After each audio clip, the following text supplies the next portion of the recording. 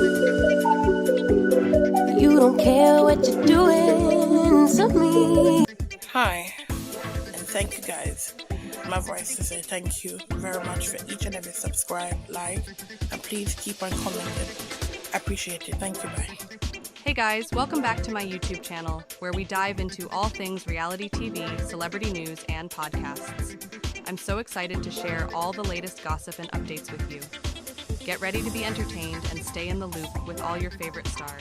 Don't forget to like, comment, and subscribe for more fun content. Let's jump. Yes, hi, and welcome. Please like the video and subscribe and share, please. And happy New Year to each and everyone that subscribed to me, everyone who watched my video, like my video. I want to welcome you guys to a happy New Year, 2025, and I wish you guys all the best this year. After, sorry, offer. I'm just looking forward to a more positive and a more kinder year, because 2024 was a year when I started recording my YouTube, and I really enjoyed, and that's why I continue to come back on. I've speak to many wonderful people online, and I continue to enjoy making YouTube videos, and I really want to share a wonderful new year with you guys by bringing new content all the time, even if I don't do live, and I just come on and speak. I just want to make sure I give a big shout out to each and everyone that support me. I am truly happy to be on YouTube, and I'm happy and grateful for each and every person that even like my video and watch my video. I'm so appreciated. I'm hoping that soon people can start to join my membership and continue to share my video and continue to watch my video when I go live. Watch each and every video that I put out as well. So today I'm gonna be talking about Martell, Carlos King. I'm gonna be watching Dwight with his ex video. So it's gonna be a long video. A long video. So number one, with Carlos King, he had someone who just quit. I think her name is So Gucci. She quit his show, and now this is, I think, this fourth or third person that has quit Carlos King's show. And I have done a video about Carlos King already, because Carlos King, he come from a good background. So I don't know why he decided that he want to destroy other people's reality, but that is what he chose to do. And at this moment, things are not going good for him, because people are quitting. People are leaving Carlos King show. And that just show you that something is not right. Something is not right in the water. We also have Martell. Something good is not going on with Martell and Arionne Curry.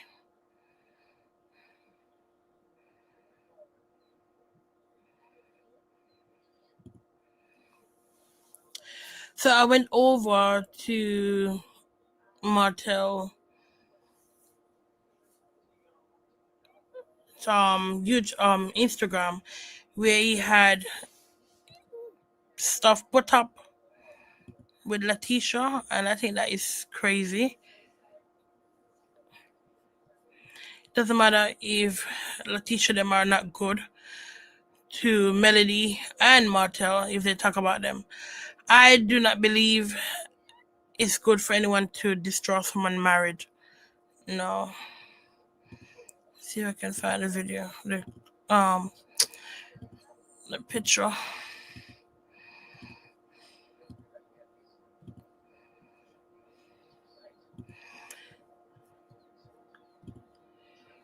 He decided he's definitely want to cause problem.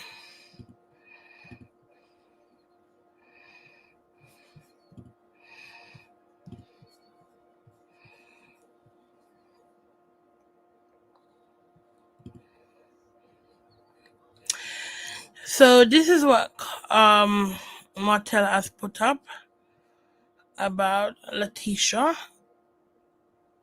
Letitia mom is saying this is when this guy that is sitting here in the grayish shirt.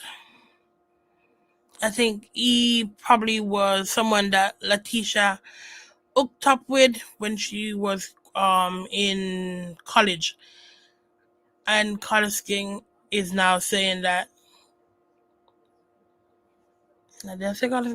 Now Martell is out in Letitia saying that this is guy that she has slept with and he's not eating with Marcel. But if this guy dated Letitia when she was in college, I mean, I see no problem with him and Marcel sitting down and having a meal, because like they were not dating at the same time.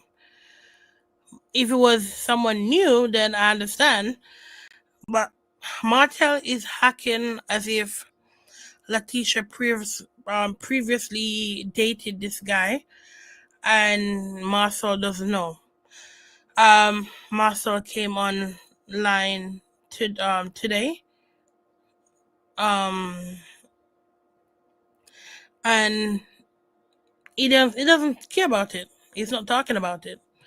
So I don't think they care what Martell put up. I don't even think they're gonna respond to Martell. It also could be a setup for the new season, because Martell normally do stuff for storyline, and this could be a storyline for Martell and under Scott. So I don't know if they're gonna play part with Martell or not. That would be the next thing to find out, because this is definitely a storyline for Martell. He's doing this because he won a storyline out of Letitia and Marcel, and that's why he's doing this, because Martell don't do things unless it's gonna help him make money, and I think that's why he's outing Letitia them.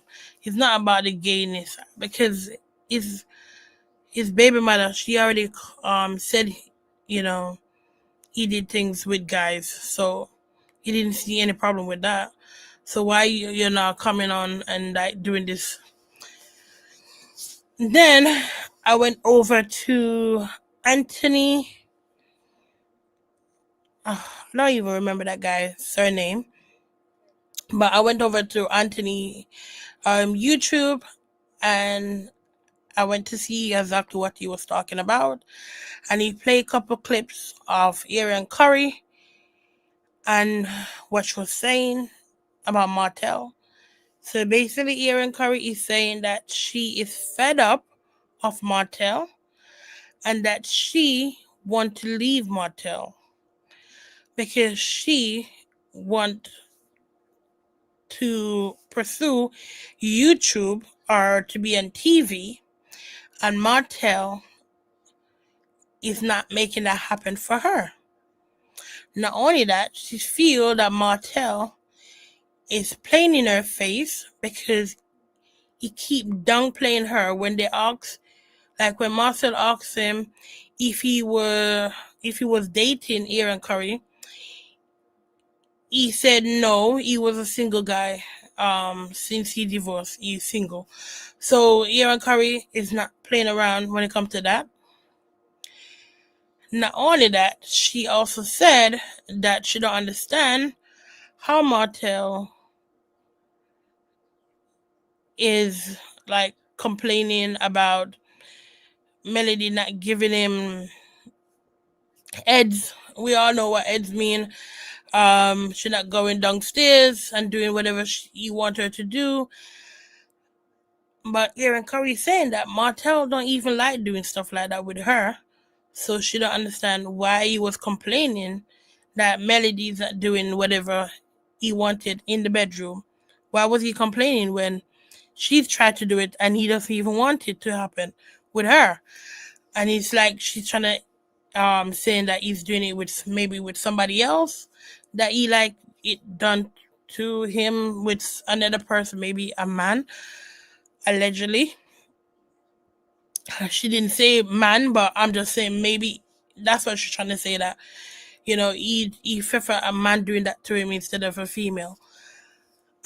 She also come to find out, Arionne Curry feel that Martell does not deserve full custody or even deserve to have his children.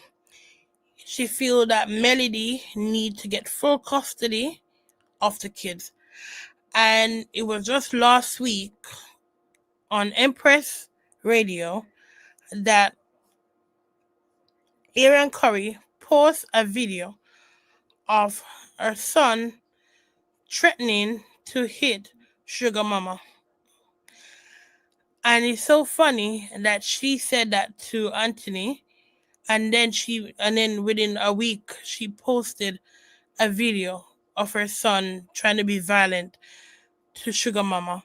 That just let me know either whatever they say to him is a way of her trying to escape from Martell, or could it also be a setup? Because we haven't heard from Arionne Curry for over 8 months, and it's just so weird that she just come out and she's like saying these things to the blogger again. Like, didn't you learn the first time? Like, I don't understand these people when they go to blogger and say things when you already know you were outed before. So I feel like it's all a plan. She and Martell do things as a plan, and I believe it's all it's for them to go on the show, to go on Love and Married Huntsville. Because she said that she's gonna leave Martell. Could be true, but you're still with him now. Even though you say that, you're still with him and you're helping him try to take down Letitia and break up her marriage. And now you're saying that you feel like Melody should have full custody of the kids and posting that. I'm wondering if Martell have not seen that video. Has he not heard about it? That Arionne Curry want Melody to have full custody? I'm just wondering.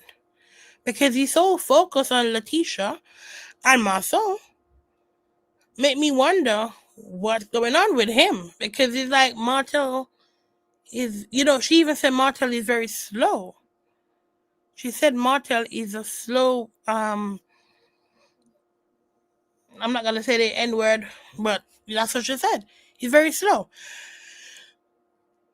And I'm feeling like he is very slow because he must have heard all these things going around on the blog, on YouTube, on social media about him and Arionne Curry, and that she went to a blogger again and speak out.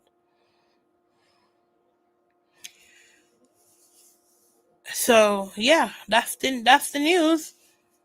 Martell want to sue Letitia, and Letitia and Marcel want to sue Martell. Letitia mom, she came also on Anthony, and she's saying that she feels sorry for Martell, and that she preferred to go to war with Martell mom instead of Martell, because Martell is very slow as well. And then she's saying that Letitia and Marcel is telling her to be quiet, don't say nothing, but she's still going to say whatever she want to say. So I guess when Marcel and Letitia don't say anything, is because that's what they're going to do, and I think they're going to stick to that. ignore Martell and leave him like he looked stupid. And he already looked that way. So that is the news for now. We just have to watch and wait and see what take place. Because is Martell going to leave Arionne Curry? Or is Arionne Curry going to leave Martell?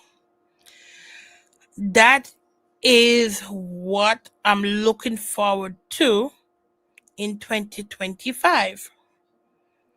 Who's gonna leave who first? Is it Martell gonna leave her, or she's gonna leave Martell?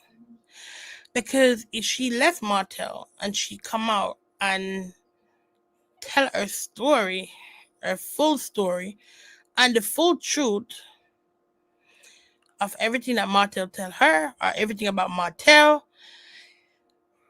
I believe she can get a lot of views on YouTube.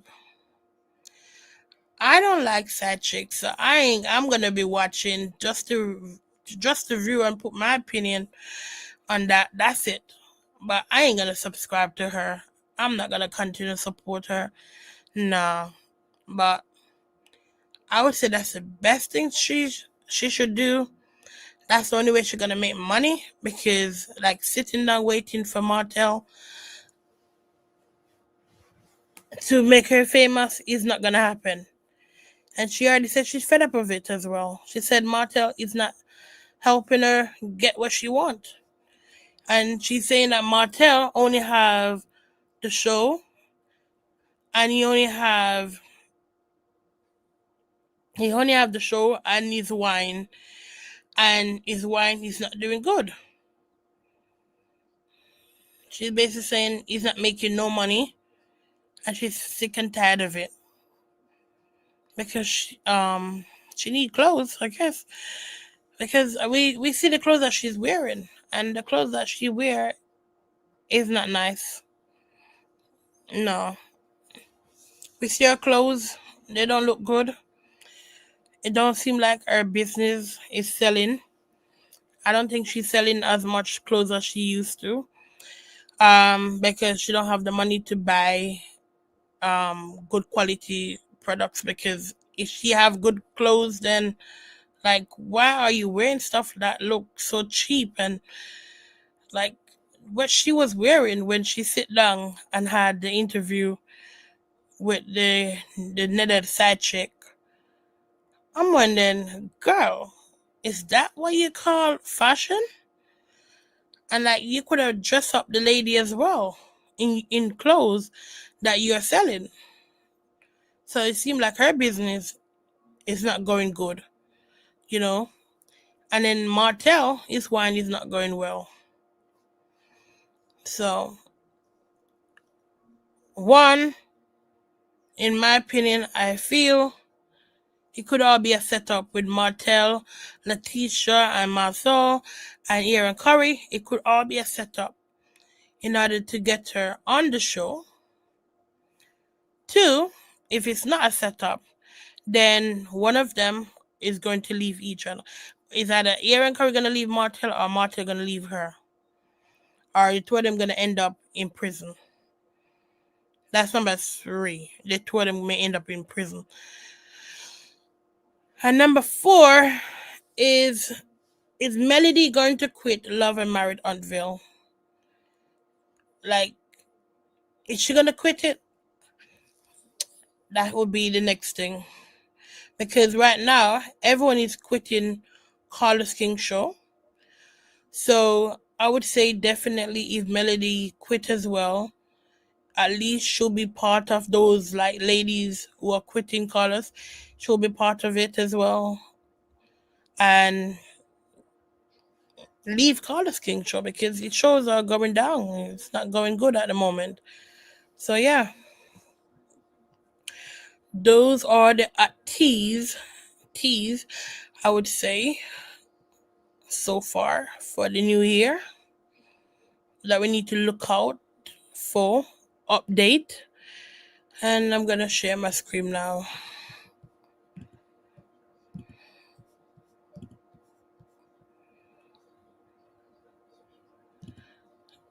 Okay.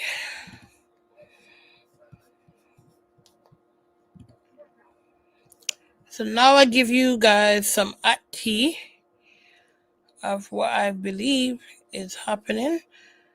Now I'm going to play this video. But first, let me do the response of the guy first. Mm-hmm. Go in the shade room. Let me see if Martell has any. Okay, he doesn't have anything up. I guess he stopped post right now.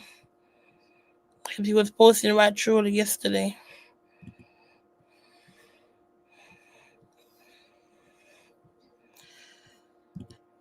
So Mia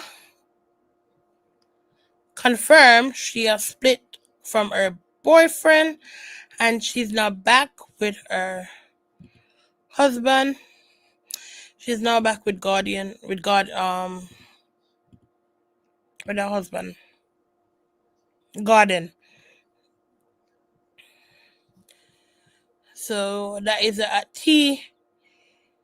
Mia split from her boyfriend and she's now back with her husband. That is it. We all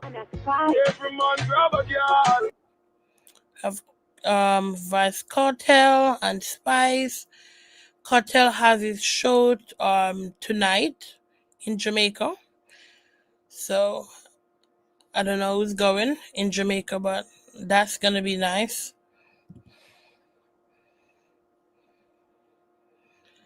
I wonder if anyone gonna put you up on TikTok. I could go over there and see what's going on.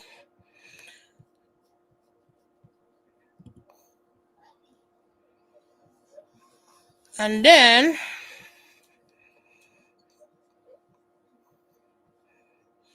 okay, see him.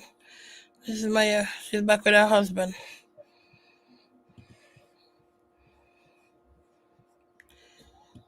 Then we have Joe running around naked at night, and his neighbor has called the police on him for exposing himself.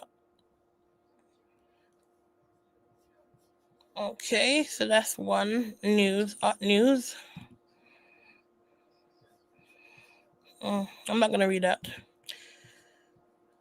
I'm just trying to do quick because I don't want the video to be too long because I'll be watching the video with Reed.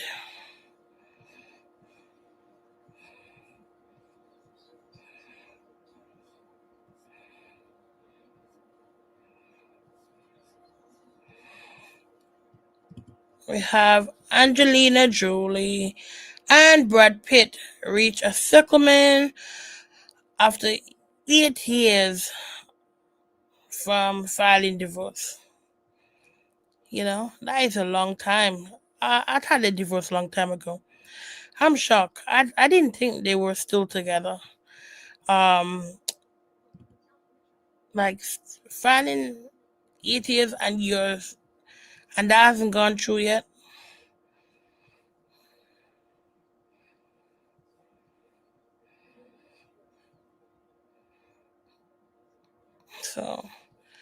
So Brad Pitt and Angelina Jolie have officially reached a settlement in their divorce 8 years after their two years married came to an end. Like, why take so long? I don't know. It's crazy. When they married only last for 2 years. We have Krishan and Blueface. Instagram, they're posting together. He's still behind bar. Two of them is now married. So that is it. That's that.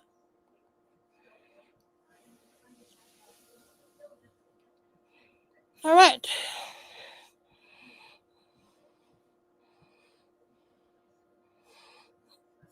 go to the main story. Somebody said, Amy, girl, you don't know what that man did in his past. See, that's why this person who just wrote that comment. But God knows what you've done in your past. I'm going to say it. That's why this person who wrote that comment will never get blessed like they supposed to. Ever. They talking about something, my past. Everybody in the world got a past. But guess what? When you get into a relationship with somebody, you don't bring the past in the relationship. The past is the past for a reason. Somebody like you will be stuck in the past for the rest of your life. And you won't get the benefits and the blessings that you're supposed to get. Because you're worried about somewhere else and you worried about the past too much. Let it go. Whatever happened to me in 2024, it ain't coming with me in 2025. Whatever happened in 2023, it didn't come with me in 2024. Move along. Now imagine something over a decade ago. When you're the one doing the wrong to the person, it's so easy for you to move on. And the reason I play like this because she have I think about 6 or 8 parts of her story. So instead of showing her story first and then show this after, I'm just gonna show this first and then show her story. So this is him like responding back or clapping back to her because she said the shade room is working for him because I don't see they put up much about her story, but I see they put this up of what he's saying. So he's saying she need to move on because he just got engaged. And just to remind people, this is the story of the young guy, his son, which is a young teen guy, allegedly molested another child, and they said it could be something regarding him allegedly touching his son, why it happened, and we're gonna hear her story. Let she say it, whatever she's saying. So yeah.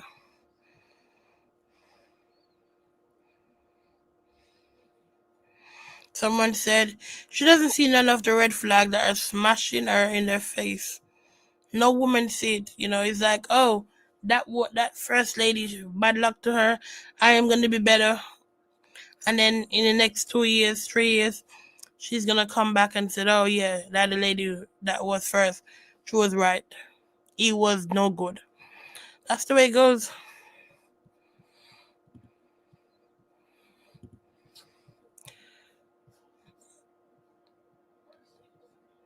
Okay, let me see. You don't bring the past in the new relationship, but we don't forget the past, especially when it look like yours.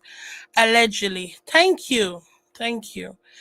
Especially when he's the one doing the wrong. So of course he can say whatever he wanna say. Like you're moving on because you have money. You can another obviously these girls gonna date you, knowing that you're not a good man, but that's the way it goes.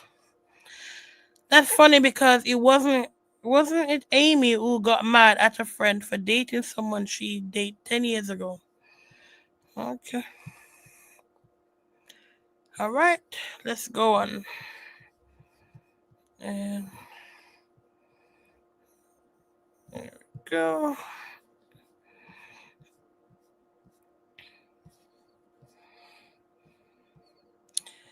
So we are going on to a story now. I do not own videos. I'm just using it as an entertainment purpose only and giving my opinion. That's it.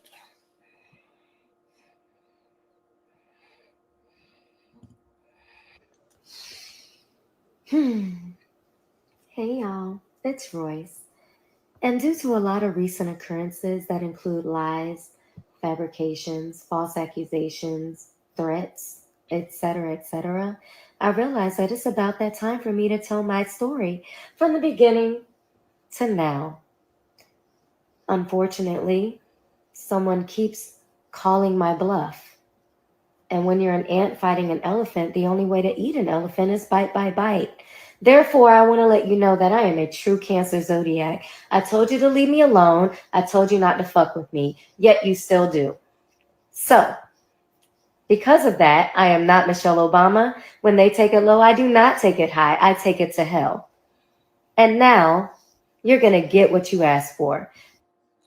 You know, she just said that, and that just remind me of something that Anthony said about with Martell and Melody. Like, you know, Martell said, well, I think they said Martell said, when you take it low, I take it lower. And they said Melody also said it. And somebody was like, no, Melody did not say that. And then they show he sent out a clip where she said she take it to hell. Yeah. But with I'm not gonna say I'm picking up for Melody, but what she went through, like, come on. She did went to hell with Martell. Now the Scott, they're feeling it now. She went through a lot with Martell, and she have built up herself, and I respect her as a woman, and I respect her as a mother, and I'm gonna always support a woman like that bounce back and build up her career. And she seemed to me a wonderful mom. That's how I see Melody. I see her as a wonderful mom. When in her videos, I watch her Instagram. She's always showing love for her kids. They always going nice place eating. She buy them, having them well dressed, buying them clothes, shoes. Like, these are the things that kids need. I see that she giving love to them, playing with them. We can't see their face, but we can hear them at the background, and we can hear when she's speaking to them. And Melody, to me, I don't see it personally because I'm not living with her. But as far as what I see on social media and what I've seen on Love and Married Huntsville, Melody is a wonderful mom. I can definitely believe that she is a wonderful mom. Martell, at one point, I would have said Martell was a wonderful dad. Until when I see he has this woman, which is Arionne Curry, around his kids, knowing that this lady do not love his kids. No matter what she say, she don't love those kids. She hate their mom. And if she hate their mom, she hate them as well. You can't hate their mom and love them because they're off of their mom. Some of their characters and their behavior is from their mom. And if you hate their mom, you hate off of them. So you're never gonna treat them with the love and with the respect that those kids they need. She would never treat them properly because she don't like their mom. Even though their mom have never done anything to her. I know she said her mom that Melody put her kids up in court document to say her kids are bullying her kids, but we see it. We just saw, like last week on Empress Radio, a video of her son threatening Sugar Mama. So definitely, that prove that your kids are definitely bullying the other kids. You understand what I'm saying? You just let everyone know that whatever Melody said in the court case, it is true. It's no lie. So that's why I would say Martell is not a good dad. Okay? Because how could you have a woman like that around your kid? How could you have a lady like that? Like, look at her. She's coming out in the public and bashing you. When they say sleeping with your enemy, that's Martell. When Melody was sleeping with her enemy, that was Martell she was sleeping with. And now Martell is sleeping with his enemy. It's like something that keep going around.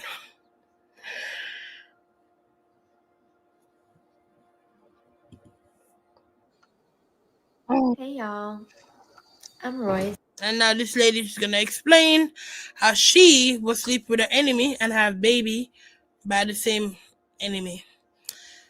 Why? We always pick the wrong guys when we are a good woman, good wife, good mother. I don't know why. I'm a little under the weather, but I'm gonna get this out. So, this is my story about how my life changed beginning July 31st, 2004 to now. All because I had a baby by Superman. Part 1. Don't forget, Superman is Dwight.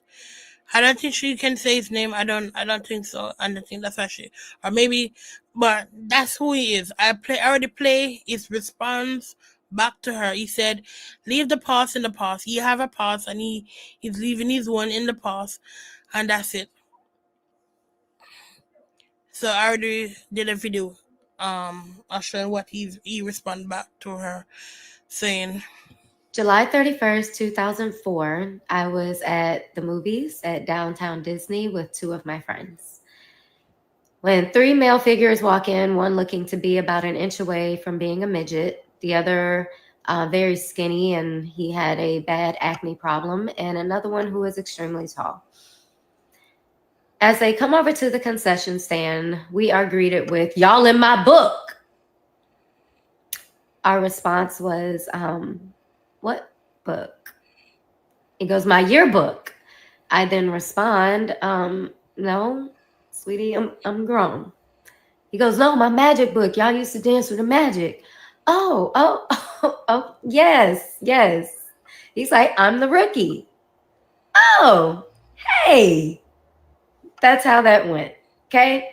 And he was talking about, "Oh, y'all not dancing this year, that we left them with the Lion King." Like it was a bunch of nice teas and goofiness, and that was it. He still had braces. It was nothing. So we go to see The Notebook, and they go to see something that I used to think was Transformers, but it was something along those lines. I don't know. Maybe iRobot. I don't know. Anyway, about 10-20 minutes into our movie, I go to the bathroom because I am now. Someone said Rice is about to Reese, is it Risa? Yeah, Risa, and I'm here for it. I have my story I want to tell as well. I have a nice story, and I know people would love to hear my story with my husband, slash ex. Um, I have 2 stories and my pregnancy story as well. I would like to say them, but at the moment I'm very shy, so I have to get enough courage and build up enough strength to speak my story. Now in a full-blown like argument with my then boyfriend, who is breaking up with me because he is swearing that I'm at the movies with a dude. Obviously I am not, but he was very insecure, and it was just an ongoing thing with us. So we broke up that day, and I was devastated because what? I got dumped. Anyway, walk out the bathroom, and Superman is sitting there on the bench. And he goes, "No one should ever make you cry like that." Okay, thank you. And he's like, "Nah, you know what I'm saying? Nah, I'm young, but like, no man should ever make you feel like that." He had braces. So I'm like, "Again, thank you." And I go on about my business, and I go back to the movie, and I'm in the movie doing all of this, of course, on my little aim, my little sidekick. But by the end of the movie, I'm just kind of over it. So we're walking out the theater, and they're leaning on the car like they're in Boys in the Hood.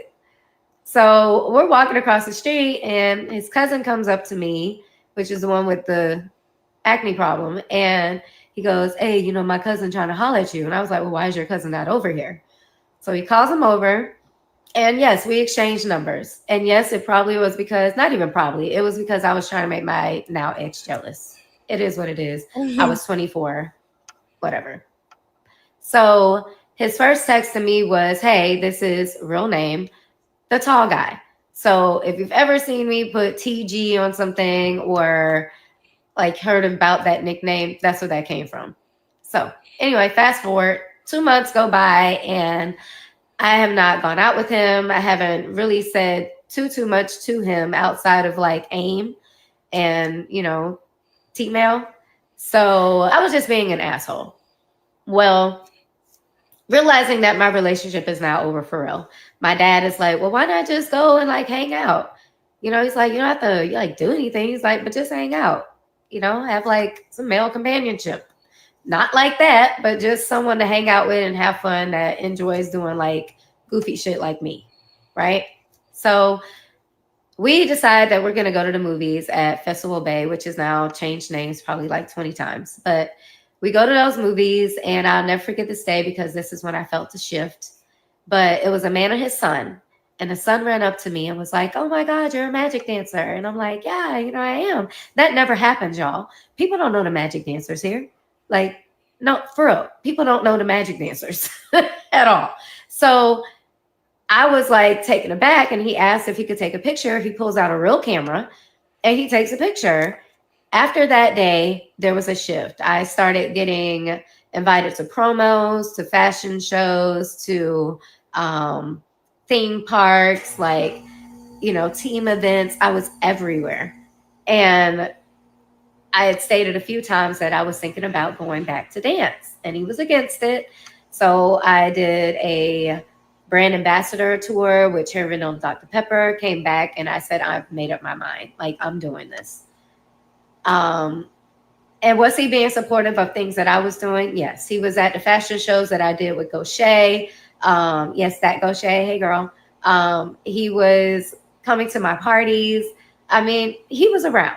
So I'm not going to say like he wasn't doing anything. He was. But I wanted my career. I went back. The team took me back, knowing what our history was. I danced that year. The next year, I said I wanted to go to Miami. I said I wanted to dance for the Heat. That was my dream team, either there or the Dallas Cowboys. And both of those he was completely against, and I had no idea why. He would offer like our suggestions for other teams, but never those two. Just completely against anything in Texas and Miami. Now you'll know why. I audition for the team. I make it. Yay me.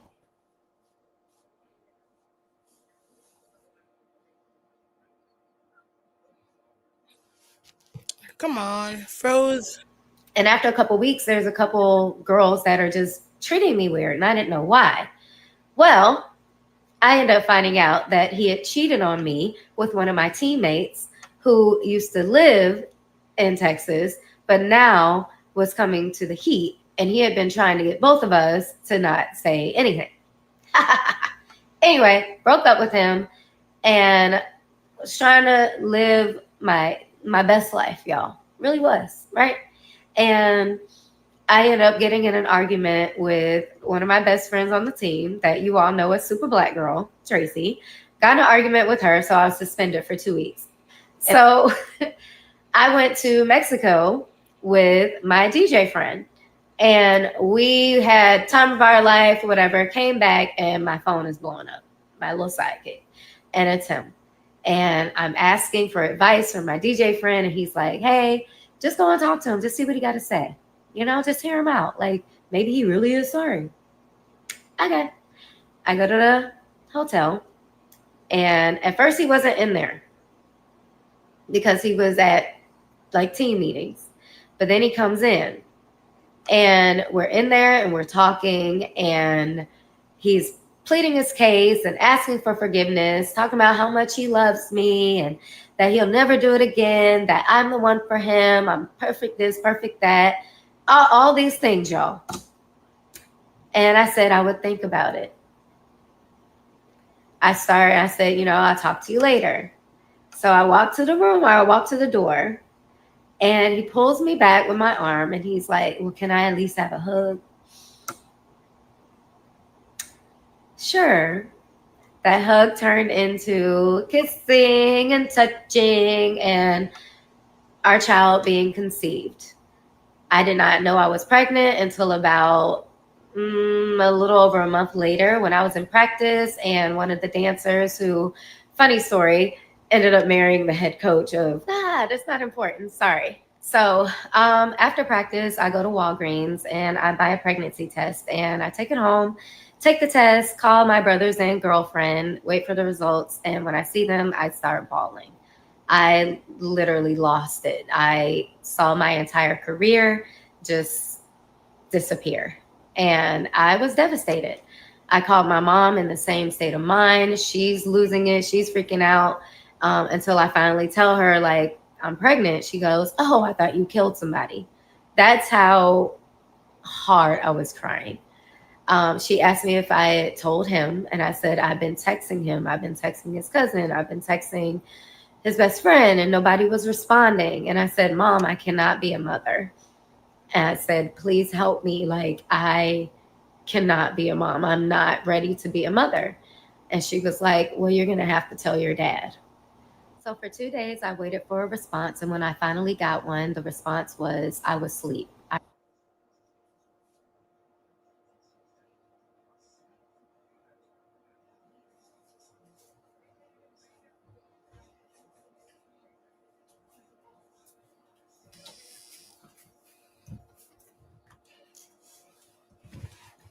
Okay. Let's go to part 2. Hey, y'all. It's Royce. And this is my story about how my life changed beginning July 31st, 2004 to now, all because I had a baby by Superman, part 2.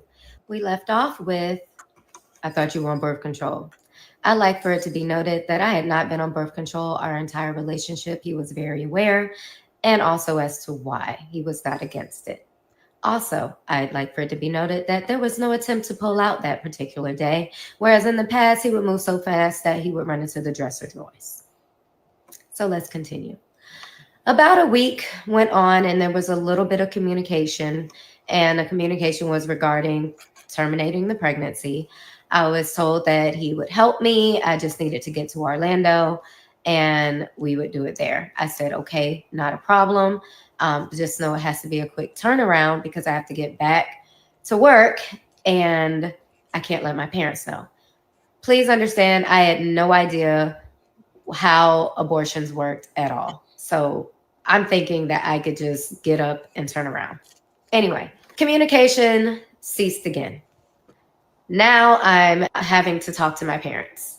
I talked to my mom again. She was adamant about me telling my dad. So I told my dad, and my dad was like, huh? And I'm like, huh, what? He goes, all right. And I said, well, I don't want you to worry because I'm not going to keep the baby. I know people may be wondering, like, actually means you don't know what abortion like is about, but even though she's 24 at that time, many people do not understand what you have to go through when you have abortion. So it can be very difficult. Doesn't matter what age you are. If you've never done it before, then you won't know like what you have to do. So yeah, I do believe that she probably did not know what to do. I'm gonna terminate pregnancy and then I'm gonna finish the season out. I'm gonna go to Vegas. I'm gonna fulfill this contract that I got with Treasure Island. Like I had all these plans and I was gonna pursue my career. Mm-hmm. And he was like, no. He was like, you're gonna have to put that on hold.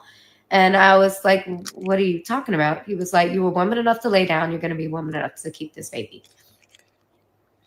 Now, back then, it wasn't a decision that was just easily made where you could just go to a clinic. Okay. It was also extremely expensive, especially for someone who was dancing on basketball courts in booty shorts and a half top. So my mom did not give me the money and I was now stuck. And I was asking friends. I was trying to just figure out anything I could do. It even got to the point where I was drinking magnesium citrate, or I was trying to use a hanger. It was bad. It was bad. But when I went to the doctor and I heard the heartbeat, that is when things were put into a bigger perspective for me. I don't know what it is, but when you hear that heartbeat, it changes you. And I knew then that I was going to be a mom. And so now it's time to tell Superman that he is having a baby. And as you can imagine, that message was not received well. And I was met with a bunch of, oh, you're tarnishing my image. You're ruining my career. I'm a Christian. What I look like having a baby. And I'm trying to put the cross on the NBA logo. How could you do this to me? You're a gold digger. Oh, yeah, I was hit with everything, y'all. Like I did. But guess what? It's okay to have intercourse, but it's when it comes to having a baby, it's a problem. Now he's a Christian. Yeah. Now you're a good guy now. Didn't have a career. But because none of those changed my mind, he then hits me with, and I have a girlfriend. Okay. I've always had a girlfriend. Oh, wow. Okay. So now I'm realizing, y'all, that not only is this person a completely different person than I thought he was, but I've realized that he is a master manipulator and he will do any and everything to get exactly what he wants. I didn't fall for it. And because I didn't fall for it, I was then met with hell on earth. When I was about 4 or 5 months pregnant, I was asked to attend a meeting at a restaurant right around the corner from my townhome. I agreed to it. And when I got there, one of the first things said to me was, "You don't look pregnant." I said, "Thank you." They said, "No, because you have your belly ring in still." Mind you, I had already had this conversation before about wearing a belly ring while I was pregnant. I just liked it. But then they said that it just looks like you're poking your stomach out. Why am I here? Like, what the fuck y'all got going on? What do you want? Right? We sit down, and in this meeting is his manager, his cousin, himself. I am then offered money.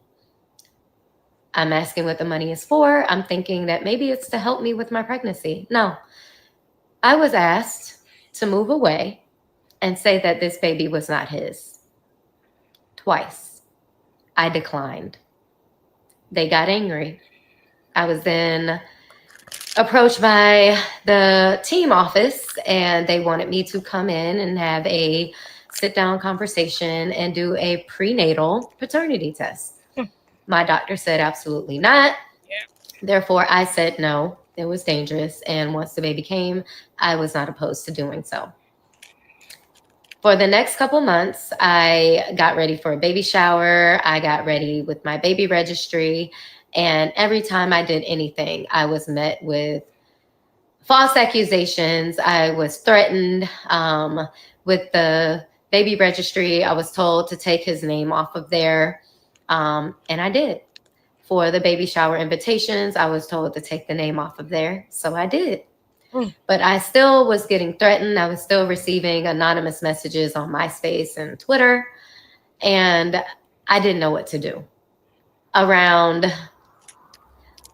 early November, I started having really bad complications with my pregnancy, and I was put on bed rest. I didn't listen, but I was put on bed rest. As hard as it was to sit still, it was something that I knew I needed to do because I could tell something was wrong. On November 16th, I had a doctor's appointment, and my doctor was like, "You need to go to the hospital and they need to put you on a monitor. Stop letting them tell you that you're dehydrated." I said, "Okay, cool." We go to the hospital. They still don't put me on the monitor, and I'm just over it, and I go home. Around 3:33 that next morning, November 16th, I woke up to excruciating pain. I threw something down the stairs. My brother came up, who had been staying with me, told him I need to go to the hospital. We go to the hospital. They finally put me on a monitor, and they're like, "Oh my gosh, you're having contractions for real." No shit. They say that they're going to admit me. I said, "Until how long?" They said, "Until you have." I have to start this because that's happened to me. I really want to tell my story about when I was pregnant. I almost died during childbirth. Had blood. The doctor slash midwife burst my vein, blood flooding out, almost died. I need to tell my story, but soon. I believe her because they have done this to me. They've done this to me. I told them I was in pain. They didn't listen. Kept me for hours in pain. Had this baby. And that's why many black women die in childbirth. Because many of the doctors, when you tell them you're in pain and you feel like the baby's coming or anything, they don't want to listen to you until when it's very dangerous. And if you don't know your body and like go and keep on pressurizing them to make you have the baby now before anything happened to you or the baby, because like the more the baby coming, the more the woman blood pressure rise. And many times the doctor, they don't even check your blood pressure. And that's how many black women die during childbirth. And many people don't understand that it's a very large, high number of black female that die giving birth or die after they give birth to their kids. And it's not right. And many times because they don't want to listen. The doctor, the midwife, they don't want to listen. Because you feel like you're too strong and you'll be able to take the pain. Oh, cool. Tell my mom everything. This is also during Classic Weekend. 54 and a half hours I was in labor, and my child was delivered via C-section. They knew the day that I went into the hospital, they knew the complications I was having.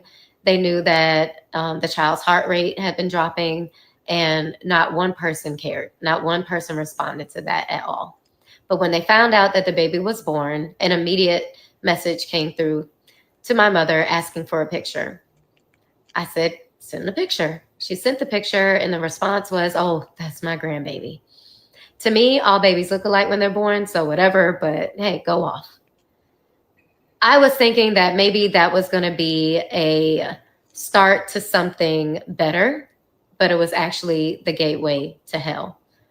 For the next 3 days, I stayed in the hospital, and not one time did I receive a visit from him or anyone in his family, but his girlfriend actually did stop by unannounced and uninvited with a bag of bibs talking about we needed to speak.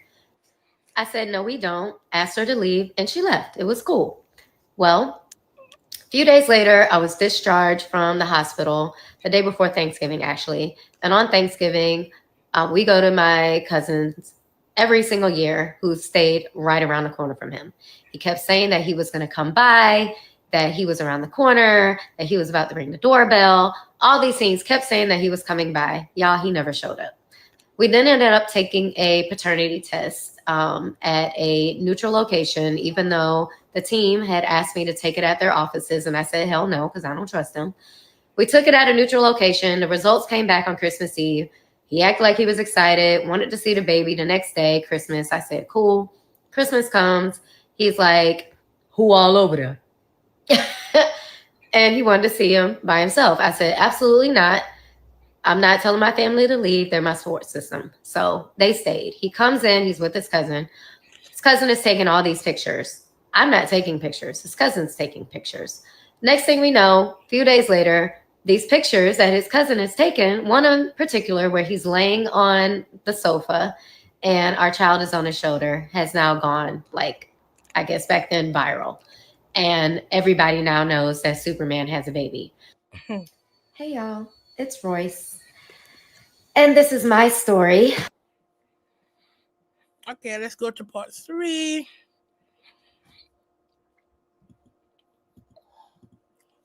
Hey, y'all. It's Royce. And I'm back again to tell you about how my life changed beginning July 31st, 2004, and still now, all because I had a baby by Superman, part 3. We are now in January of 2008, and I am at my cousin's house, the same cousin that stays around the corner from him. He calls and he says that he wants to come and have a talk with me. I said, okay. He comes by. Superman is bearing gifts. There's a brand new car outside for me, a Lexus SUV, a brand new Sidekick phone, and he offers to buy me a house. After talking it over with my dad, my mom, it was absolutely not, because the house is not going to be in your name, and it's something that he can take from you at any moment if he gets mad. So I declined it. Women, we need to listen to this. We need to listen to it because if her dad didn't step in, should have made a mistake of her life. We would have buy that house for her and kick her out of it. Because we see how you treat her now. So yeah, good thing she had her dad, her mom, that got involved because many times these guys they use us and then once they finish with us they take everything and they go and we the women we left back with the kids, that's it, and nothing. He then said, well, let me refurnish your townhouse. Okay. I was not asked about any type of furniture. They just showed up at my door one day and just started bringing stuff in. No lie. I had no say so. When it came down to me needing diapers and bottles and now formula, because I'm no longer able to breastfeed, my body wasn't producing enough milk. His mom did at one point come by with a bunch of diapers. I was very thankful. But that was it. There was nothing else. There was no help. There was nothing. At this point, I auditioned for a dancing gig at Holy Land. And I got the gig. So I began dancing in late January. So now I have a job. I'm working. On the days that I had to work, my child was with my parents. And on occasion, he would be with his father and the nanny and his girlfriend.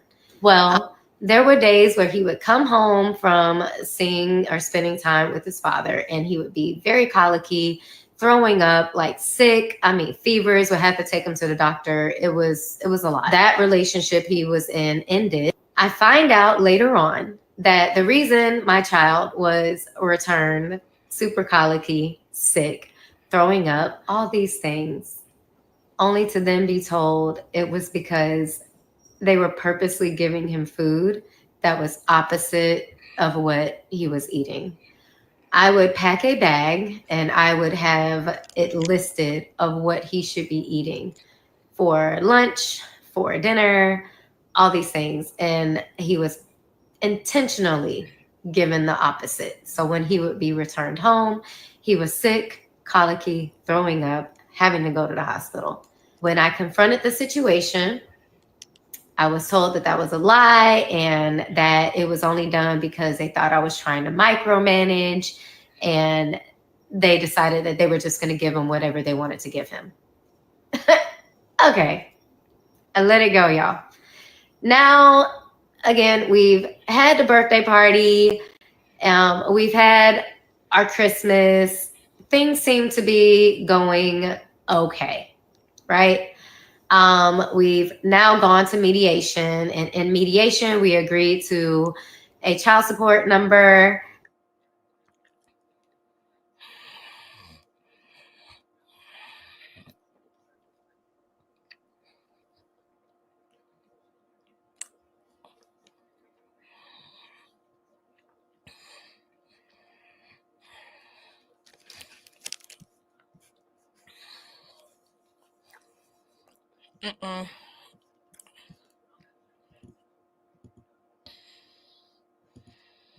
Come on, freeze.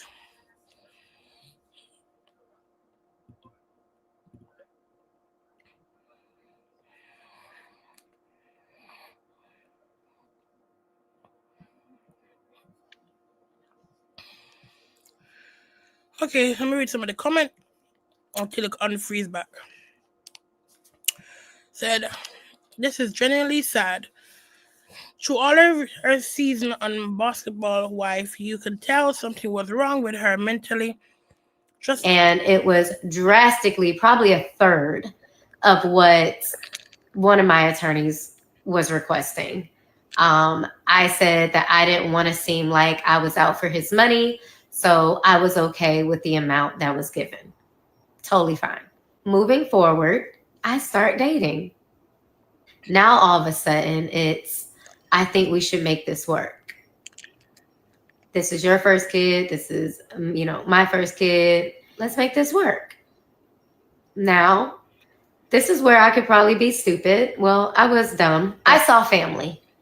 And I am a very forgiving person. If you know anything about me, I forgive way too much. So we decided to work on a relationship. Crazy, right? But we did. Almost immediately, I regretted it. I was forced to do things sexually that I did not necessarily agree with. But because I wasn't that experienced, I'm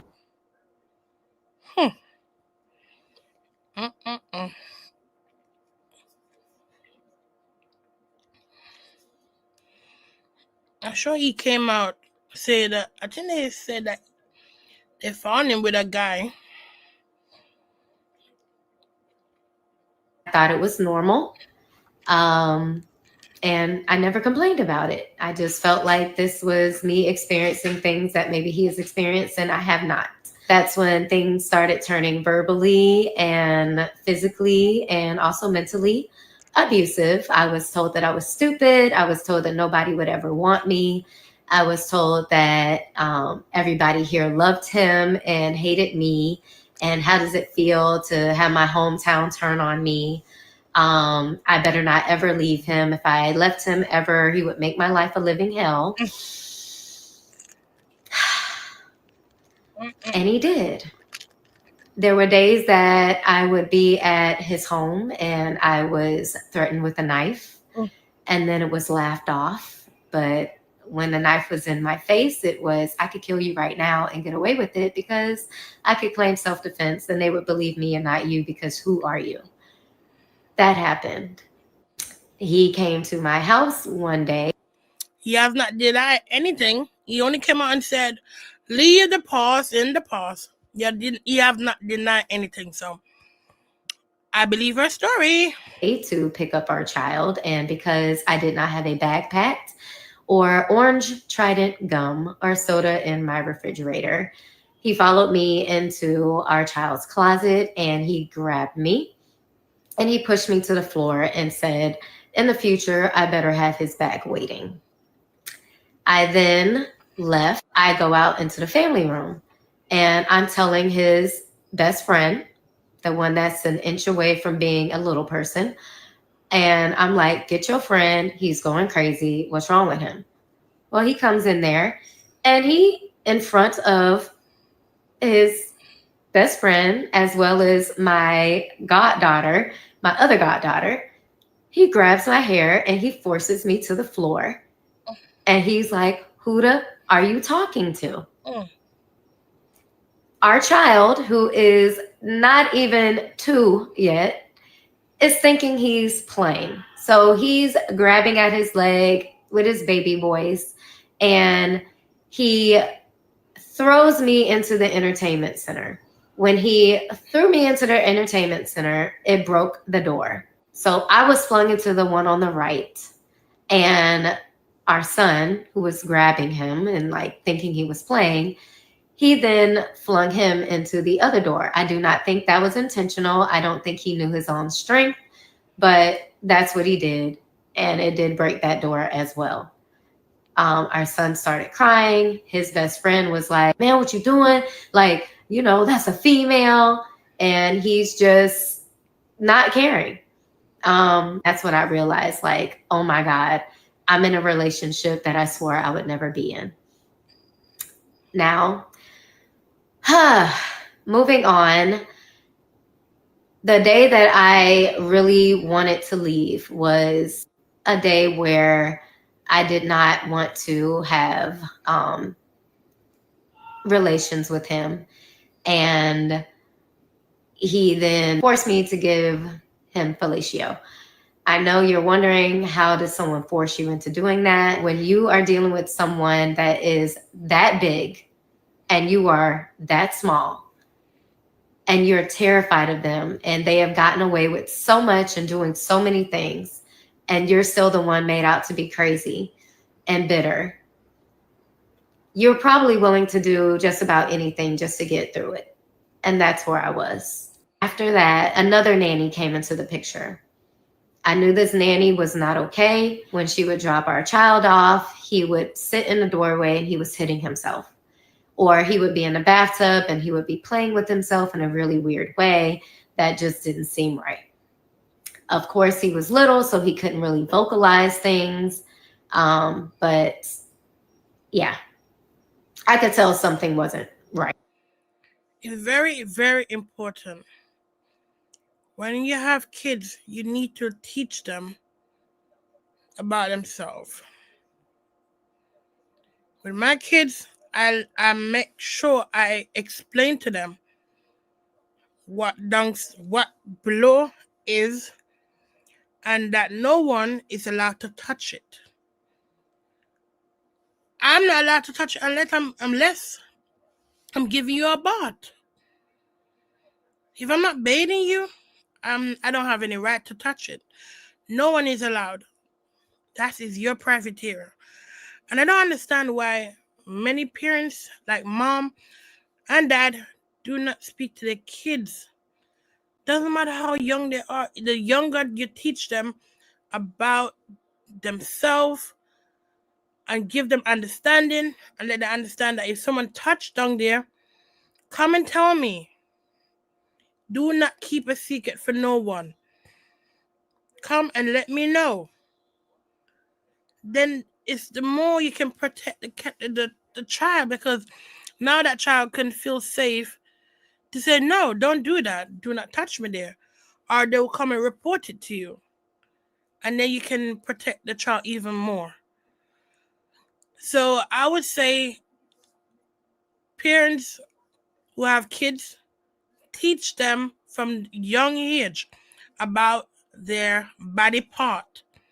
Let them know what they have on their body and why these parts are special and shouldn't be touched by any person, including your own self. Have to do that. Because my children, I taught them very, very young. As soon as they can speak, I start to teach them what downstairs their body part, whatever they have on their body, why is it so secret and why no one shouldn't be touching it. And if anyone touch it, report it to me. Don't keep secret for no one. Anything anyone, if somebody say keep secret from mom, tell me immediately. Doesn't matter who it is. Because I can't touch you, not because I'm your mom. I can't do it now. I can't touch you down there neither. So no one else can do it. I teach my kids that. And if anyone touch my daughter or my son, immediately they will let me know. Immediately. So that's my advice. Right. There was the day where I invited her inside and I sat her down and I said, I just need to talk to you. And I said, have you ever put your hands on my son? And she swore up and down no. And I said, well, why is he sitting in a doorway hitting himself or playing with himself in the bathtub? And she was like, oh my God, I don't know. Why would you even ask me something like that? I said, because I want to know. She swore up and down that she had never put her hands on my son in an inappropriate way or even as a disciplinarian. I said, okay. And I said, but if I find out that you have ever put your hands on my son, we're going to have a problem. She asked me if that was a threat. I said, no, it's not a threat. It's a promise. She then went back and told them that I threatened her. And I told them the same thing, that I didn't threaten her, that I made a promise. And that's when things started getting hidden from me about what was going on at that house with my child. But I found out anyway. This is also around the time that Basketball Wives was coming to fruition. Hey, y'all, it's Royce, and I'm back again to tell you about how. Let's go to number 4. This is so crazy. Whew. That's the reason why people need to speak to their kids. Hey, y'all, it's Royce, and I'm here to tell you how my life changed beginning July 31st, 2004, up until even now, all because I had a baby by Superman, part 4. So I need to go back through 2009 a little bit more in depth because that's where a lot of your questions are. So the first part of 2009, I'll say the first quarter, I am confiding in Shawnee. I'm talking to her about pretty much everything I'm going through. She was one of the first people I told that I was pregnant, so I really thought I had a friend. When it came down to me telling her that Superman had reached out about trying to work things out, it was do what you feel is best for you and your son, follow your heart, don't listen to what people have to say, nothing biased. So I decide to work things out. As we're working things out, there are also conversations about a reality show. When I discussed it with him, he was all for it. He wanted to do it. He was excited about it. I told Shawnee, and easy sell. So during this time, we are working on our relationship. We are out in public. I mean, I'm going to the games. Our son is wearing his jersey. We had a Magic Dancer reunion. It was just a lot going on. I am buying a house. I am shooting a sizzle reel in Miami for the show. And that's when the verbal assault started. But I took my ass to LA and I went and I pitched that show to all those different networks. And I talked about how great of a relationship I was in. And I just knew I got it sold. I get back home and I find out that I have been cheated on with several women. All that I kept thinking in my head was, this man does not like to use condoms. I went off. I went to the clinic, I got tested, and I went off on Twitter. I mean, woo! I was letting his ass have it, y'all. Of course, he got pissed off, and we broke up. And then a couple days later is when he comes by the house, and he's supposed to be picking up our son. He's mad because I would usually have a backpack and some of his favorite snacks at my house, but we're not together, so why the fuck would I have that? But anyway, obviously, he's in a bad mood, so I'm just trying to ignore his attitude. He's yelling in the house like, oh, I'm ready to go. And where's his bag? And I'm like, it's in the closet. He goes to the closet and I'm asking him like, yo, you good? Like, you okay? Because you acting real strange. He turns around and proceeds to tell me how stupid and useless I am, how I'm worth nothing, how nobody will ever want me. No man is ever going to want to be with me. How I'm the best that he could ever get. I'll be back, all these things. That's when I go into the family room and I tell his friend, like, yo, get your friend. He acting crazy. Like, what's wrong with him? And he comes out. That's when he grabs my hair, flings me into the entertainment center. Same thing with our son. I told this story in part 3. I don't really want to have to rehash it. But before they left, obviously his friend is saying, hey, man, stop. That's a female. But he's still screaming and calling me every name besides the one I was given. They then pick up our son and they leave. I'm now left to have this conversation about what just happened with my goddaughter. After that, I then had to pick up our son from his house. And I'm sorry, y'all. I do not know why I laugh or smile when I'm telling my trauma. I don't know. I'm so sorry. I know it looks weird. I know it looks crazy. I don't know if it's a coping mechanism. I don't. Okay. When you go through trauma, you understand. Because it happened to me as well. When I go through trauma, and when I'm explaining, sometimes I smile instead of cry. It's like hold out in order to try to hold back the tears. Like having my grandmother die in front of me at age 11 was something traumatic. And if I'm talking when I used to talk about the story when I was younger, I used to cry. But now talking about that story, I don't cry anymore. I don't know if because I've coped with it or I find a different way to cope with it. So I understand where she's coming from. Because, you go through a trauma and you don't know, you try to cope with it as much as you can.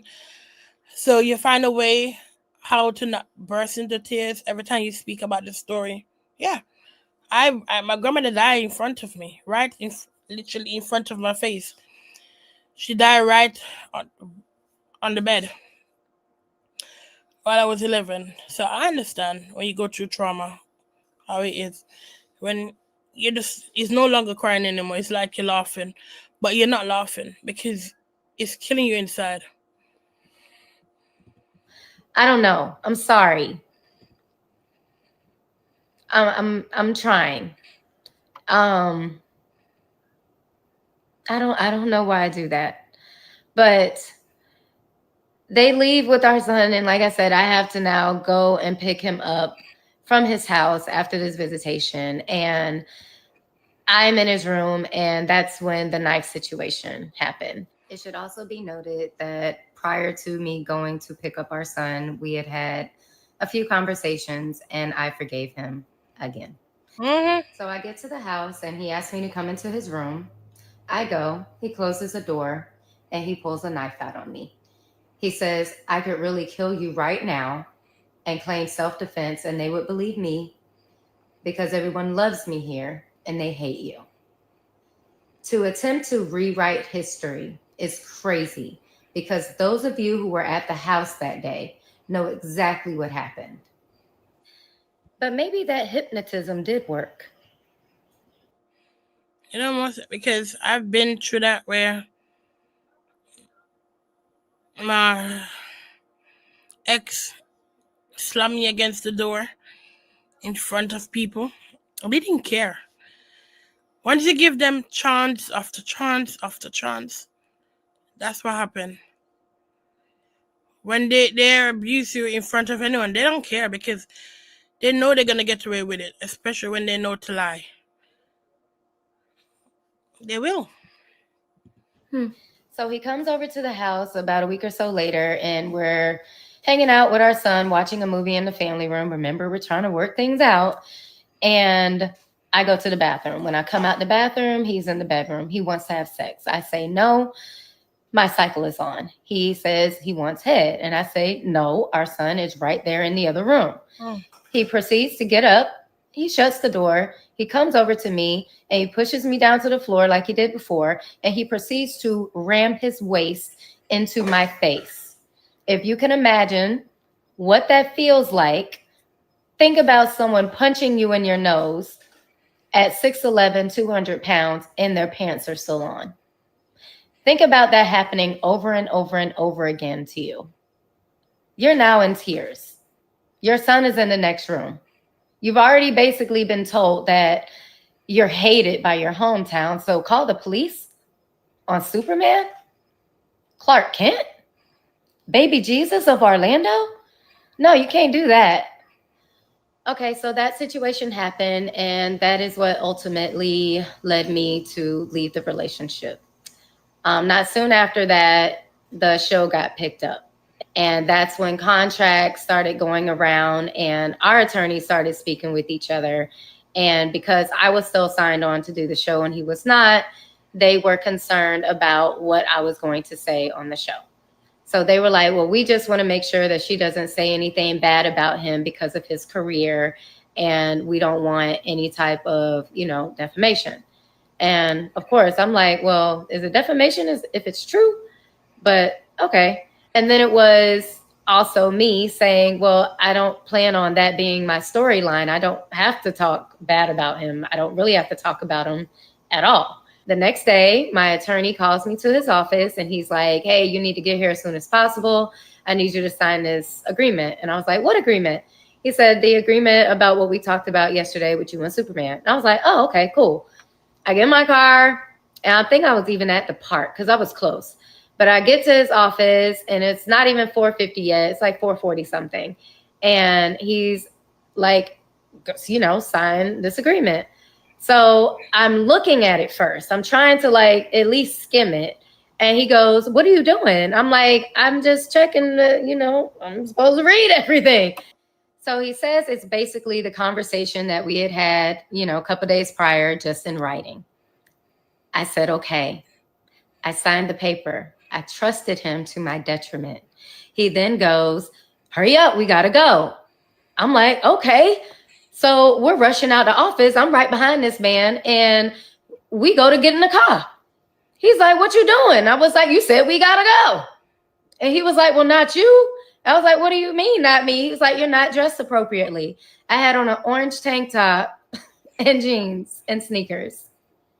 This man went to court, and rather than me not be there for the judge to ask me if I knew what I was signing, for the judge to go through the different provisions of what that agreement said and me have to agree to it, my attorney did that. You want to know what that agreement said? That I could not say his name, any type of insinuation, his middle name, nobody in his family's name, his friend's name. I couldn't even say my son's name, y'all. And if anybody in the room was even talking about him, I would have to leave. And it said not till death, but till death and the end of time.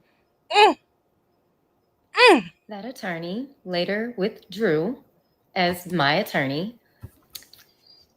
But there's a new agreement in place, which trumps the old one. So as much as I wanted to fight it and argue it down because it was on some bullshit, my attorney had to remind me, it's not about the little battles. It's about the war. Hey, y'all. It's Royce.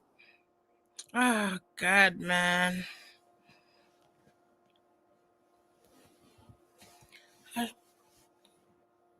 These guys, these superstar. You know, I would say, like, these men overall, when they get away with stuff, you know, it's not fair. Because many times you have people always, like, taking a man's side, you know. You wonder why. When they're the one lying, they're the one cheating.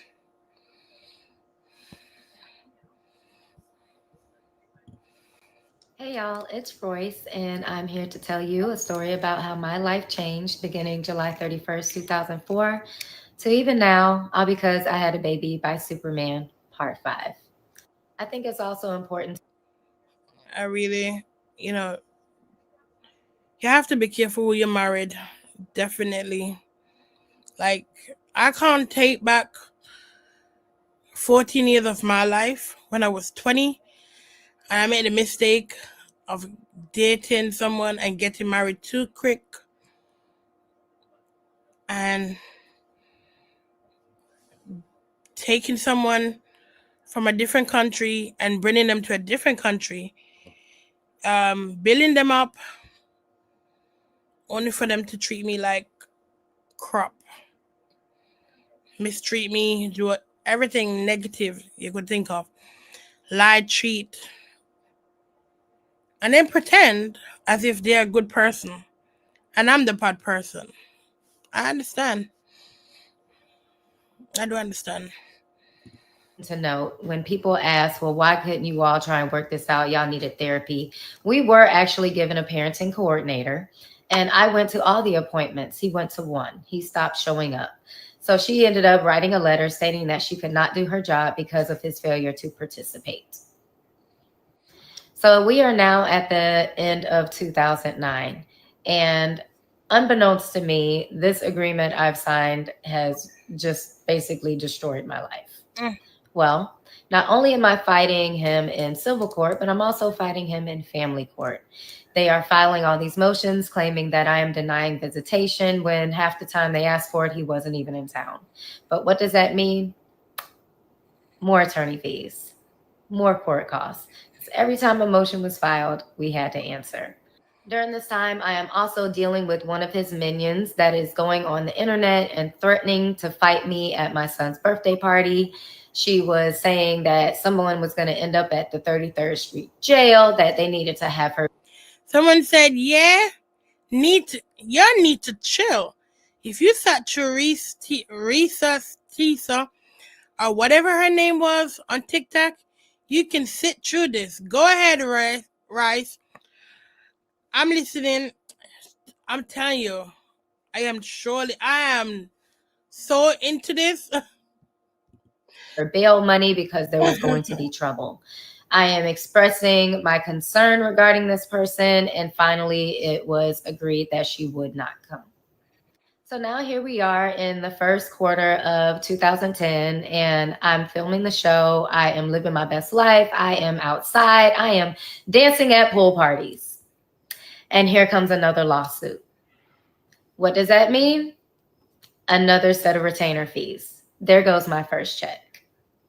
So the second quarter of 2010, I am getting drained with attorney fees. I'm fighting him in family court as well as civil court. And I'm also doing promo for the show. I am now asked to go on the Wendy Williams show, not as a guest, but as a how you doing girl. She asked me if my son's father was Superman. I said yes. I'm now sued. I am sued for $500 million.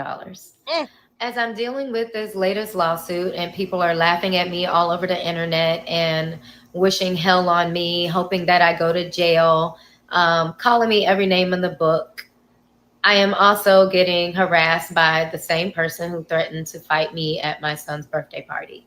She is sending me messages about, ha, ha, ha, how does it feel to not be number one anymore? How does it feel to know you're not the only one? Don't you feel stupid? And what was she talking about? We have welcomed baby number 2, a little girl born in June of 2010. In September of 2010, there was another lawsuit. What does that mean? More money, in which at this point I did not have. He won. There was a writ of garnishment that was made out for November of 2010. And they went and looked for every single account that I had. And they took everything from me. Not only did they do that, they found the account that I had with my mother since I was a little girl, the very first account I ever had, and she was attached to it. It wasn't even an account that I used anymore. But because they didn't get anything out of that account from me, they took everything from her. They took my mom's entire savings. In the early part of 2011, I released my book, College Girls. I was hosting parties. I had a boyfriend, the one that bought me the dog. I was doing the weekly blog for the show. I was in Detroit doing the play Cheaters. I was hustling, y'all. Come June of 2011, wouldn't you know, by the grace of God, out pops Superman and Sister C. This one is a Christian. She is modest. She is a beautiful girl, all natural. And I mean, very Little House on the Prairie. Perfect for his image. He is getting baptized. He is giving himself to God. He is in love. Visitations seem as if they are becoming more consistent. So I'm grateful. August comes, and because visitation has become a little bit more consistent, my son is now waiting for him on the curb. Yes, just like the little picture of the kid sitting on the curb with a lunchbox waiting for their parent that never comes. That was my child, the one and only time I allowed him to do that. But nobody called to say that they weren't coming. And because I turned into the FBI, I find bitches instantly. I went on Twitter because I wanted to know where he was. And this was around the time where people were putting all their business out there. So I saw a picture and he was in New Jersey. He was on a basketball court with his pastor, Zachary Timms. Oh, I had to go back through my calendar and I was making sure that this was a day that he was supposed to have our son. And it was, and I reached out to my attorney. I sent the picture to my attorney and I'm like, what is going on? There was no response. So the next day, I get back on the internet because I want to see if there's at least a timeline of a return, because my plans have now changed, but it's always been that way. Well, all of a sudden, the Twitter page went from 10,000 plus tweets to 10, 20.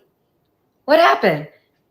Did he find out that I saw that he was in New Jersey and didn't get our son for visitation? No. I then see a headline that says, Pastor Zachary Timms is no longer with us. Oh. For the rest of that year, I minded my business.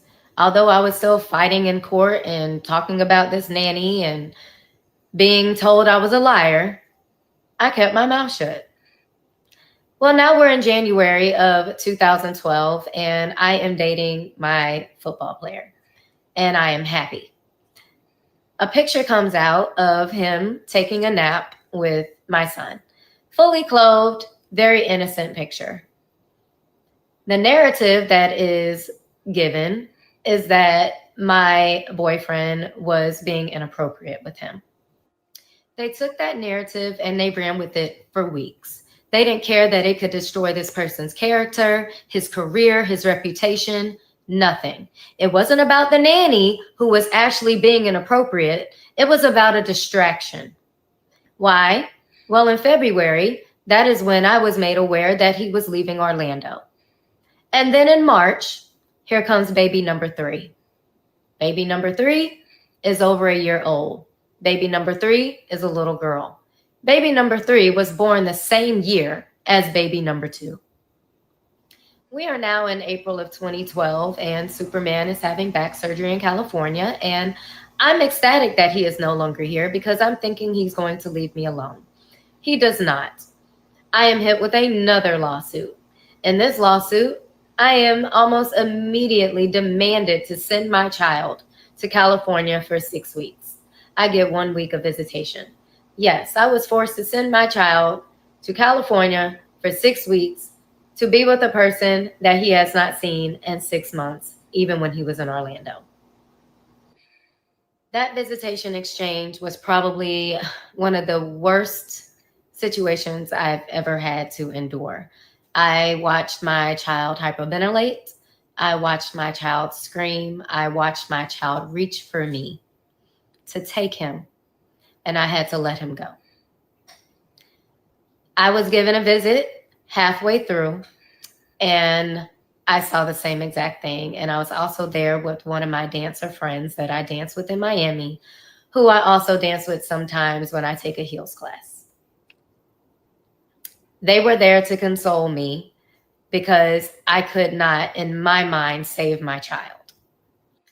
After that visitation, I was hit in court with more motions, more visitation requests for days that he was not even in town. And there was one time where we actually did communicate and came up with a visitation schedule, and flights had already been made, but his attorneys wanted to go to court claiming that I was denying visitation. I went to court that day and I showed the judge that we already had the flight information. His attorneys sat there and were acting so oblivious, as if they had no idea. In 2013, I'm hit with more court filings and requests to produce as usual. But around April, I'm hearing rumors of another baby. Well, come June, that baby is born, a little boy. And I say on Twitter, congratulations, happy birthday. This baby was born in California, my little house on the prairie, Sister C, and he has now been traded to Houston. Hey y'all, it's Royce, and I'm here to tell you a story about how my life changed beginning July 31st, 2004.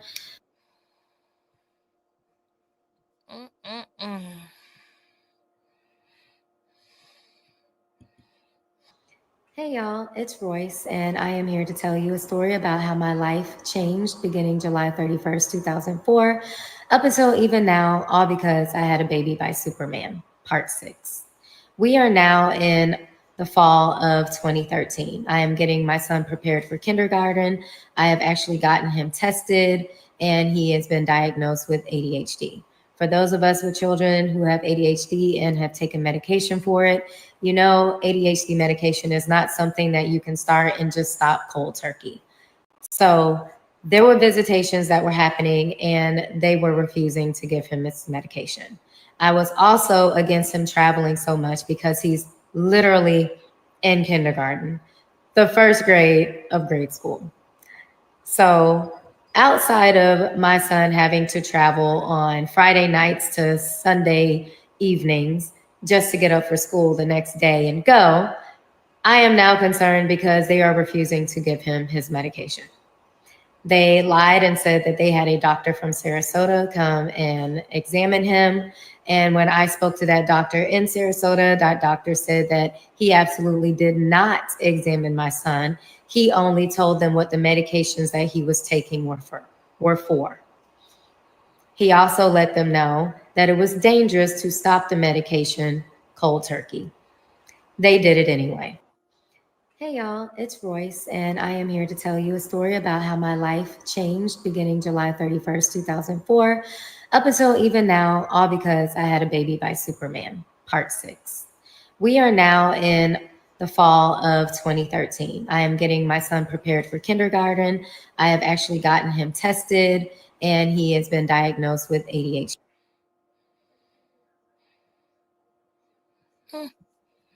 Part 6, I guess she didn't get to finish.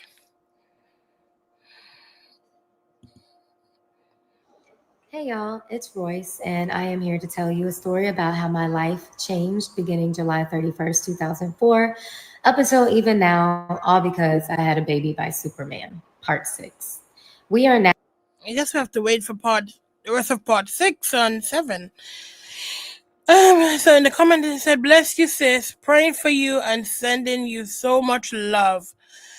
And Tony said, we believe you, keep speaking out.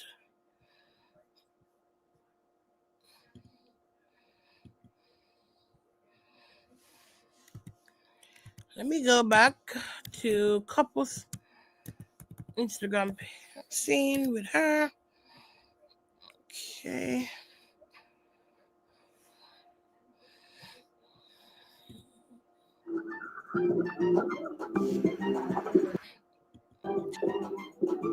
What up, bitches? Oh.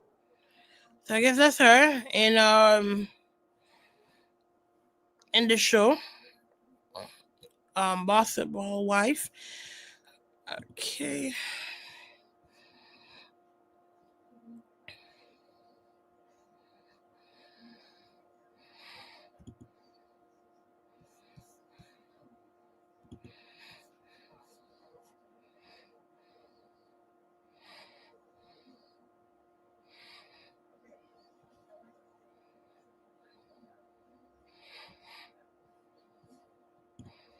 Kristen, she's over there doing this to me, and you're trying to do this to me at the same time.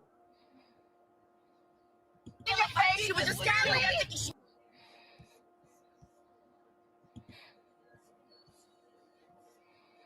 Okay.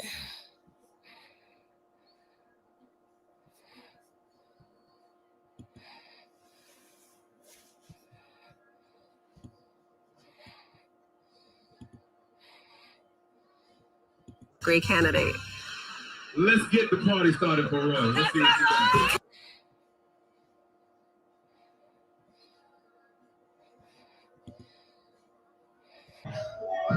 You better act right too. Don't come until after 6:45. So yeah, that's cool. You can't come. No, if you come out, you have to be before 6:45. I told y'all that. She killed the dog. Where are you right now? Just got tested. Okay. What time did you get here, Royce? Huh? What time did you get here? Yeah, 6:55. Okay, he's getting here at 6:55. I like it. I need it here. I have a mask. He's probably not going to wear them. All right, call me right when you get here. Call me. Call me. Keep going. When you get to the gate, and I'll let you know what I need to come in. I don't want you to ruin it.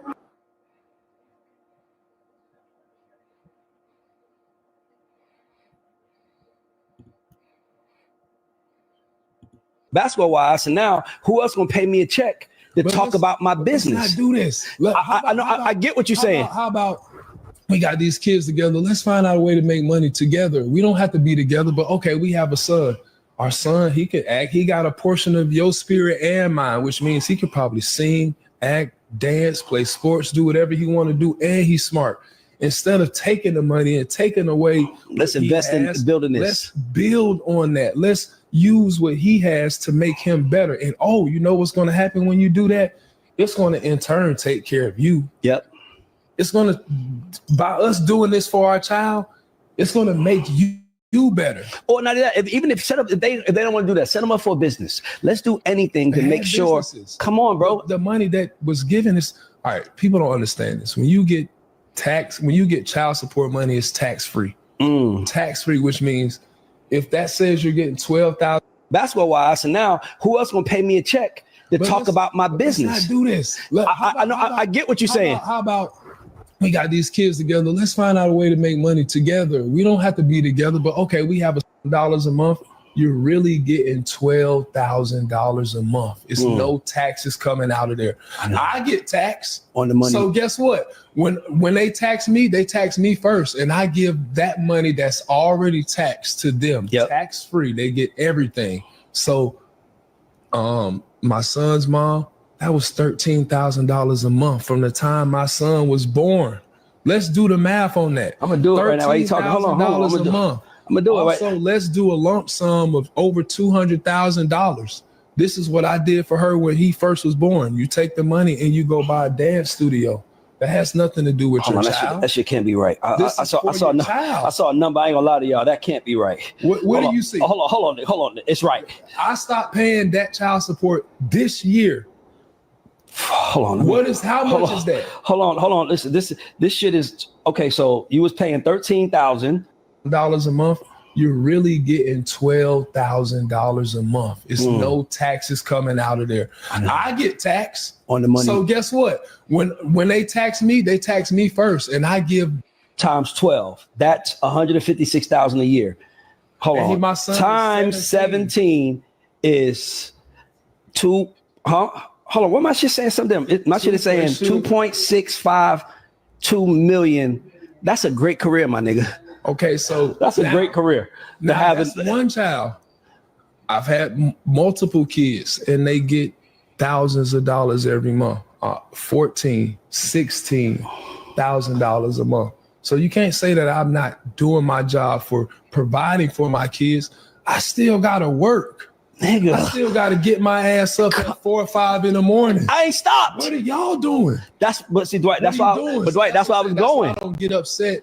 That's why I don't cause myself to get into that, because I know the dedication that it took me to get there. I just get upset and say, hey, don't talk about me on the internet. Times 12. That's. Someone said, you knew she were broke. Yes, he did. He knew she were broke, but he didn't care. He did. He knew all these ladies were broke. But he kept on having babies after babies after babies, knowing that you had to pay child support to each and every one of them. Like, should we feel sorry for you? Should we?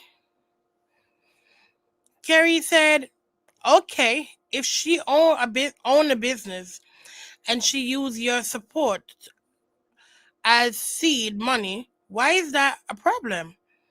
The business that she start will help to support your child. Moreover, it might be possible that this woman want her young son to stay out of entertainment industry. Let a child be a child, and you know what a parent's job is to provide. I agree. He is slow. You trick her knowing you like what? Okay, you trick her knowing you like dude. Then she trick you. Okay.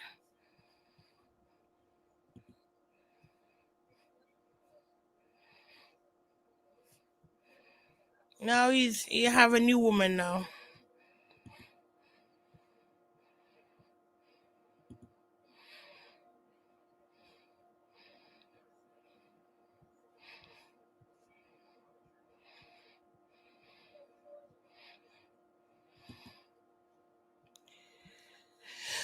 Oh God.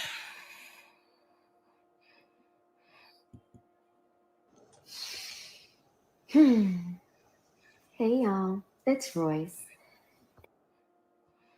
I'm looking for the story. What they say about the kids. Come on. I can't. Come on. I Come can't. on. Come on. I can't Yes, do you it. can. No, I can't. Yes, you can. Come on. What do you want me to do? Don't worry about that. I want you to do it till I tell you to stop. This is what I want right here. You gotta get tough. Yeah, drinking dope, turn me to a.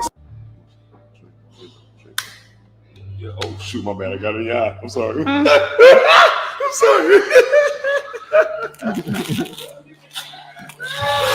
You got him on nose. You got him on nose. Walking that bitch get critical. Dance moves hitting so hard, shit crucial. Walking that bitch get critical. Dance moves hitting so.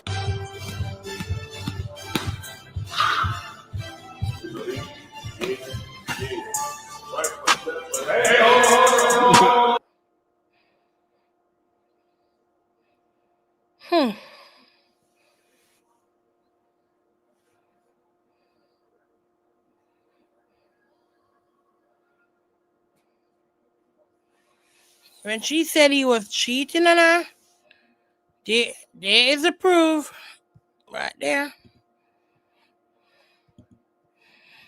We have 1, 2, 3, 4, 5.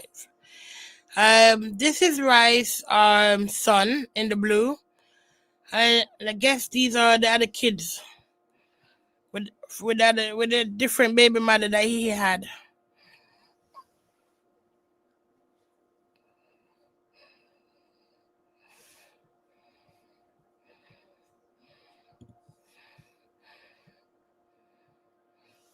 Someone said Dwight is pushing his kids toward greatness. Yeah, he's two-faced.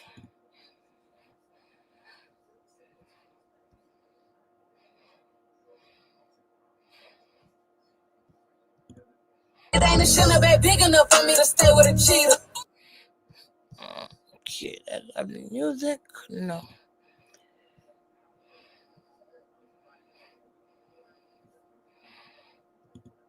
This moment, I have to honestly say, I don't. I don't want to play that because if I play it, they're gonna copyright me. So.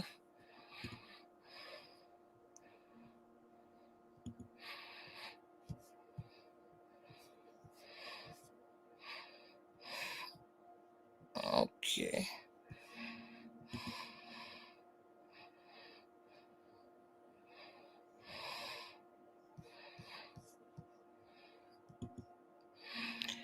All right. So we leave it like that. Okay.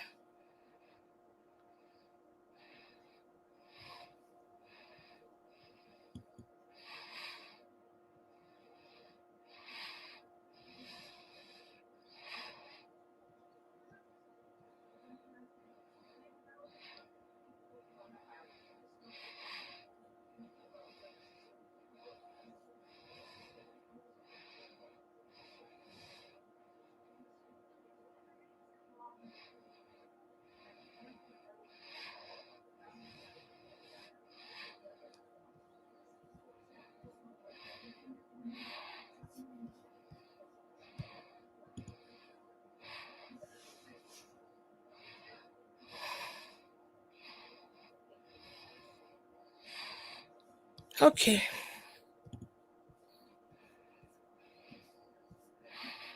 Done with that one.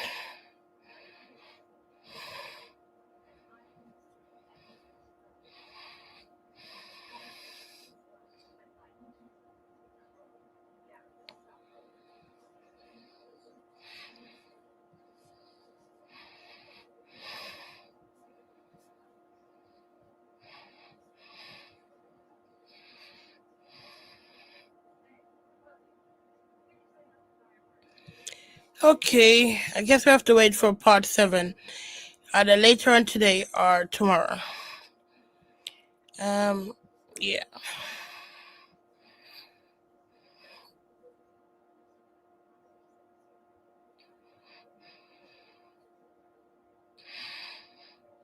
All right.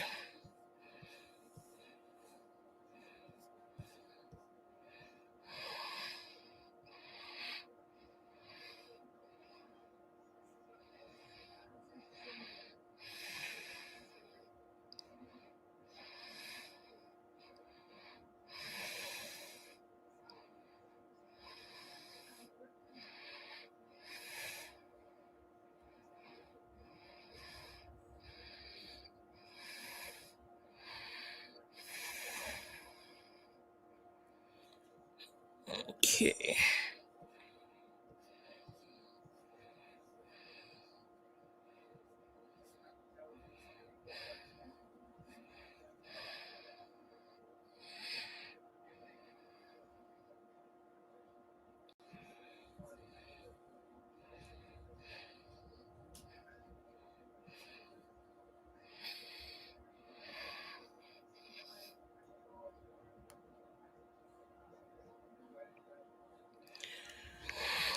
right, I think I'll leave it as that.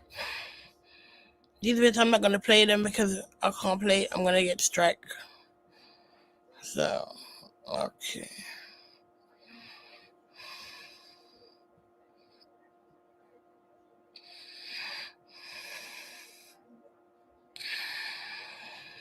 All right. I was looking for Wendy Williams, but I don't see none.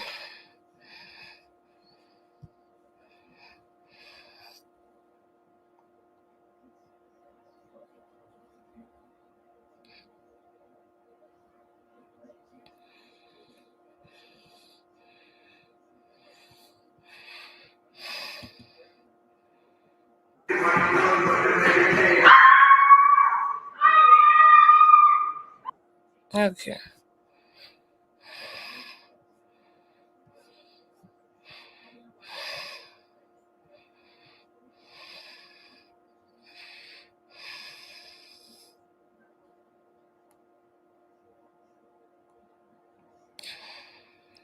All right.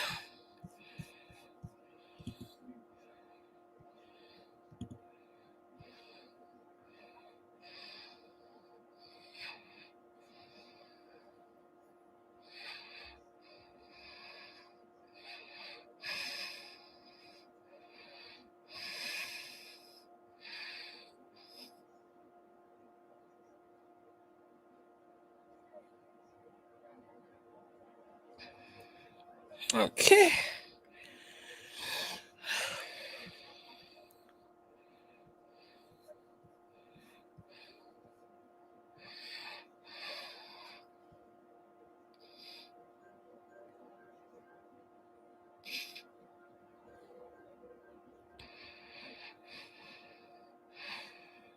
Okay. I think that's it.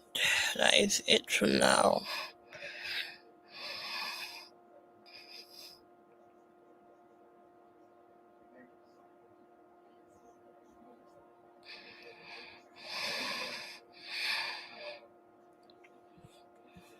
All right. I was looking for the bit with Wendy Williams, but no. And I'm self-conscious sometimes. Like, I want to make sure that I don't look fat and my hair not out of place. Like, I mean, but you're human. I made sure that. I helped with that. I looked at it from a woman's point of view, and I was like, because I wouldn't want certain things of me showing. You know, there's certain things as a woman that you just don't want shown.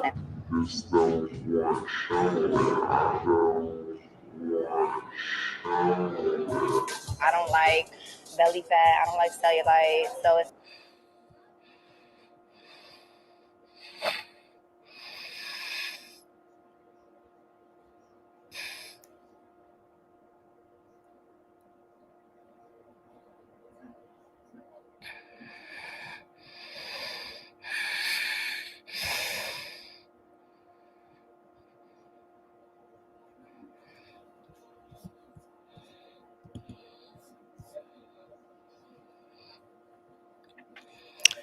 Okay.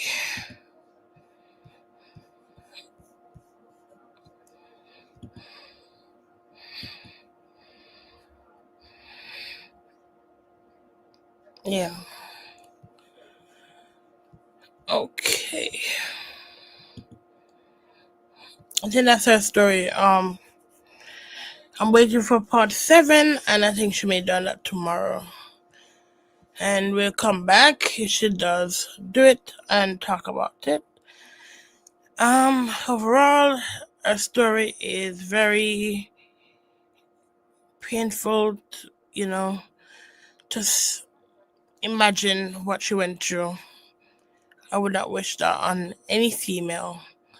And any woman who are going through anything similar to what she has said today, I said get some help. Go and get some counseling as well, also for your kids as well, because they also need that help as well, that therapy as well. I wish her the best. I don't think he care.